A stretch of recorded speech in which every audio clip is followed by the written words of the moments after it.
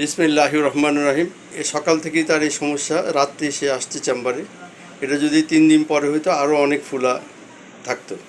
যাই হোক, তার ফুলা মোটামুটি মাঝারি টাইপের, সাথে ওই ব্যথাও আছে তার। এটাকে বলে ইন্টারনাল হডিউলাম। আমাদের এই চোখের পাতার মধ্যে উপরে 30টা, নিচে 30টা, এইভাবে 60টা গ্রন্থি থাকে। এই গ্রন্থির মুখ বন্ধ হয়ে যাওয়ার কারণে তার এই সমস্যা হয়েছে। এটার চিকিৎসা হচ্ছে গরম সেক, সাথে একটা অ্যান্টিবায়োটিক। আমরা ড্রপও দিই, অনেক সময় খাওয়ার ওষুধও দিই। সাথে ব্যথার ওষুধ দিলে ইনশাল্লাহ এটা 1 সপ্তাহের মধ্যেই অনেকটা স্বাভাবিক হয়ে যাবে। কিন্তু চোখে যে সেকটা তাকে দিতে হবে প্রায় 2 মাসের মতো। এই সেক দিলে দেখা যাচ্ছে যে এটা আরও ছোট হয়ে আসবে। 95% এটা এমনি ভালো হয়ে যায়। এই যে চিকিৎসার কথা বললাম সেই চিকিৎসা। 5% ক্ষেত্রে এটা অপারেশন করা লাগে, তখন ওইটা ক্যালাজিন হিসেবে থাকে।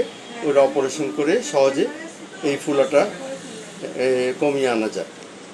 তো এটা সচেতনামূলক ভিডিও, সবাইকে সচেতন করার জন্য এটা দেখলাম যে এই রোগ হওয়ার সাথে সাথে চলে আসবে, তাহলে তাড়াতাড়ি চিকিৎসা করলে সে তাড়াতাড়ি ভালো হওয়ার সম্ভাবনা থাকে। চাই সুস্থ চোখ, সুস্থ জীবন।